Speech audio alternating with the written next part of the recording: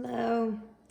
Today we are going to talk about my new daily plum paper, and I'm going to discuss some of the things that I noticed when I first got it, and I will also show you some comparisons in coil size with some other planner products and notebooks that I have, so you can kind of get an idea of how big this coil is if this is a planner that you are thinking of getting. I will pop in a video of the walkthrough of the planner so you can see what it looks like while I go over a few of the things with my first impressions. So let's get started.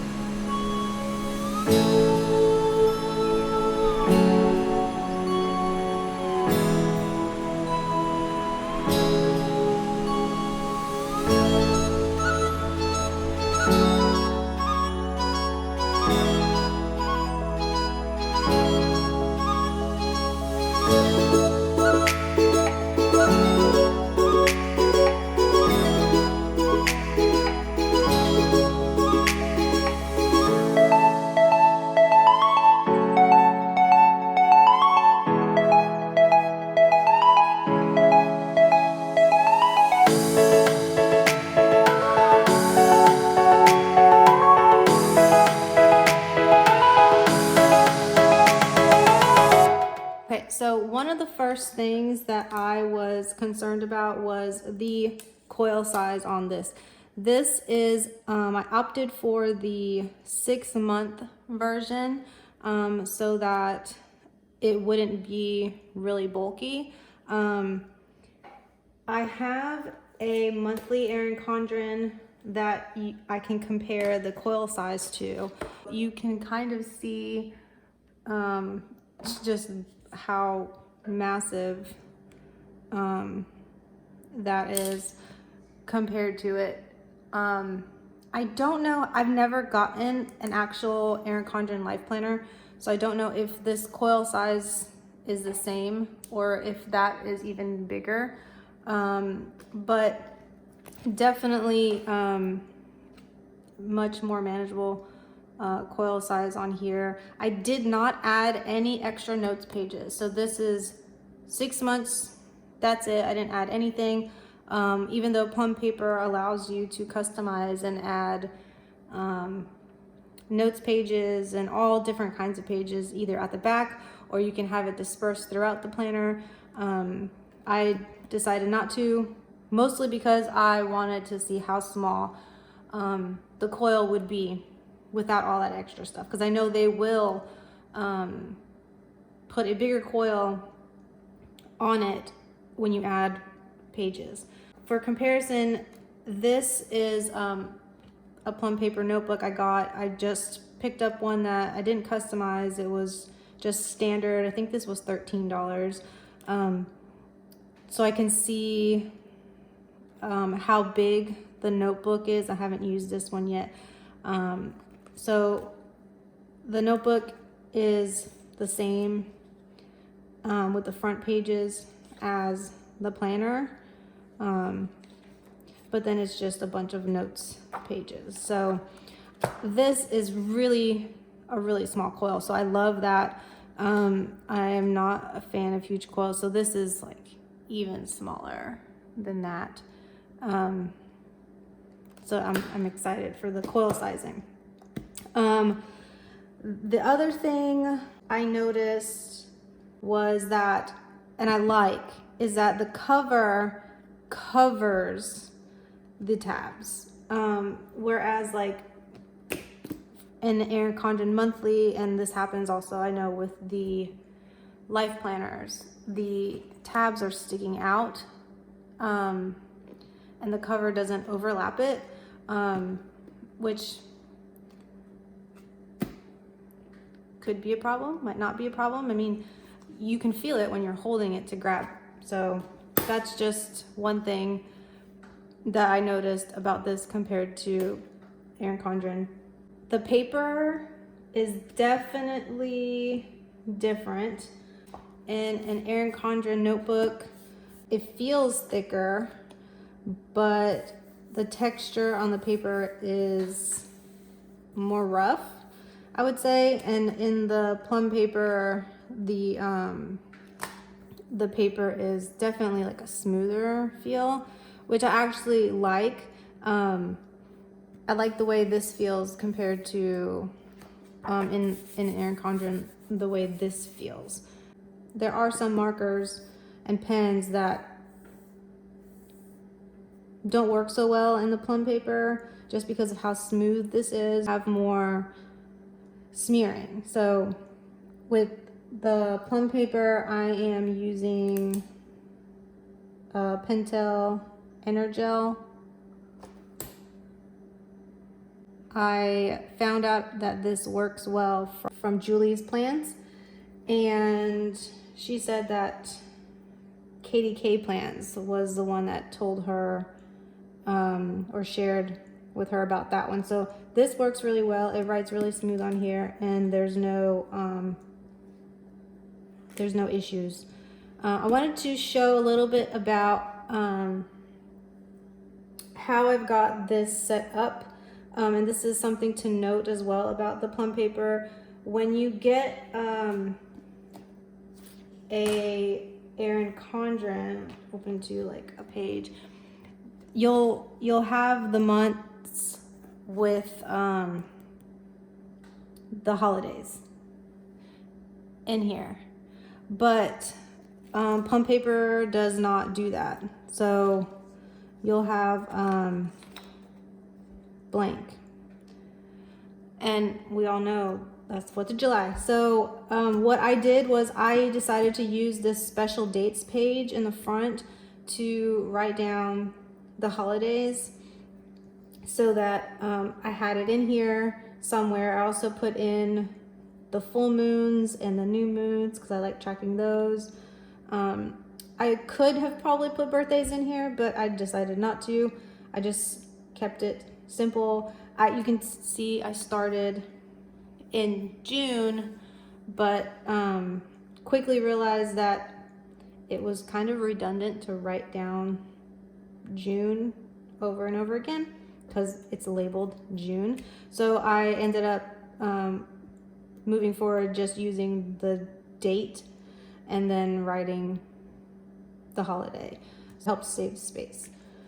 I decided to try and use the monthly view as like a cleaning calendar, mostly because I'm using my daily planner to help me keep track of my daily tasks. I started at the end of the week, or I'm sorry, I started at the end of the month, and I put what my normal weekly chores are, but then I realized that the whole calendar is going to look really cluttered when I get to June if I write down the repeated tasks that I do every week.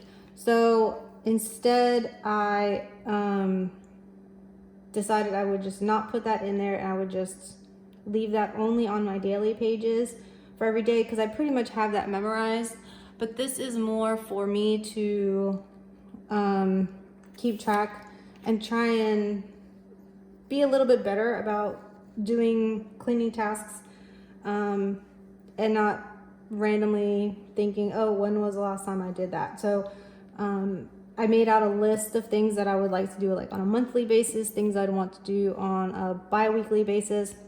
And I decided when June came around that I would just write down the tasks. I'm not sure if I'm gonna plan them out in advance because that's just not how I work with cleaning.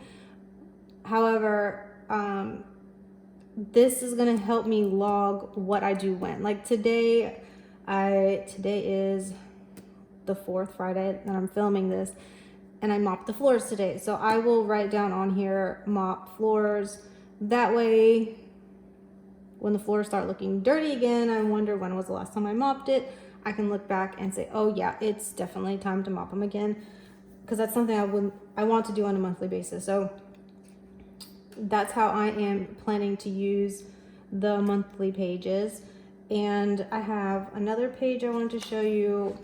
The planner has a few notes pages. You only have this notes page in the beginning of the month, and you also have another notes page at the end of the month. So I decided I'm going to use this as a brain dump for the first half of the month, and I'll use the notes page on the other side for the second half of the month. And the reason I am doing it like that is, one, because there's not very many notes pages, and two, I was using another notebook. It's tabbed, and so my section over here was for brain dumps. And every week I was writing out just things, and I was carrying it over from week to week, the things I didn't do, because I didn't want to have to look through a bunch of scratch outs to tell what did I do, what did I not do, what still needs to get done. So every week that's what I was doing. But I realized that I probably can condense it into just a single page, really, because my brain dump is more for, not for like everyday tasks and things that are repetitive, but it's more for just random ideas of things I need to get done that are not really routine. So that's what I'm planning to do there, and hopefully that works out for me. I won't know if this is going to be enough space until I test it out. I did think that what I could technically do is I could try and write short to kind of break this into columns, because for the couple weeks that I was using another notebook for the brain dump, I wasn't really writing out like a whole line. So this should work for me. I haven't decided yet what I will do with the dashboard pages. If you have any ideas for me, you can go ahead and let me know in the comment section. But I just, dashboard pages, I don't know that I'd ever look at this. I tried, I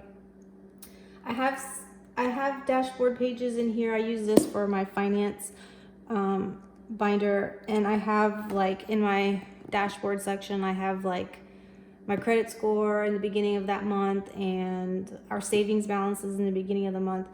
But for like a daily planner, I don't know what I would use this for. Obviously it's got sections already written in, like I could put birthdays and events and things to remember here, but I don't know that I would actually turn to the page and use it.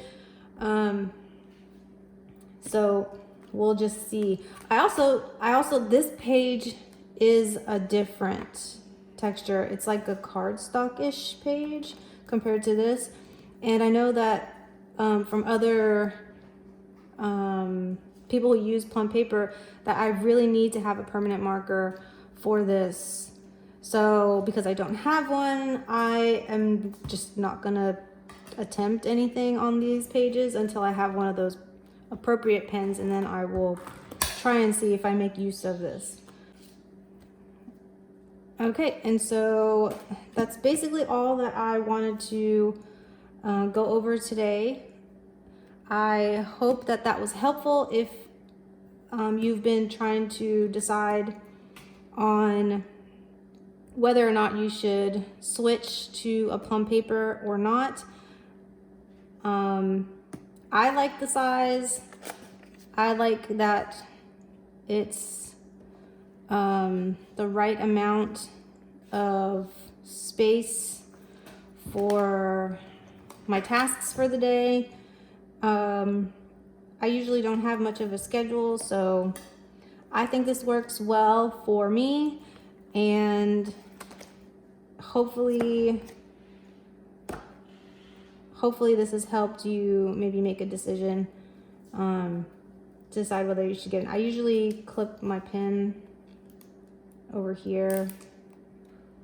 I did for a little while have a zipper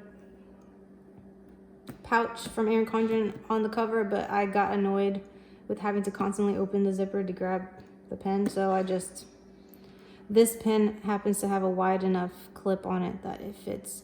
It is scratching it a little bit though, so I might end up trying to figure out something else to do. I know Plum Paper comes out with, I know that Plum Paper makes pouches that like have a band that I could slide the pen in and there's no zipper involved, so I have thought about that. So I might get that in the future. And this today bookmark is from Plum Paper too, so that helps. That helps a lot. I think if you are going to get this, I highly recommend getting that bookmark, or I know that the Erin Condren coil clips or those bookmarks, they fit in here too, I've heard. So if you have those, then you could definitely use that. But okay, I will wrap this up and I will see you in the next one. Bye.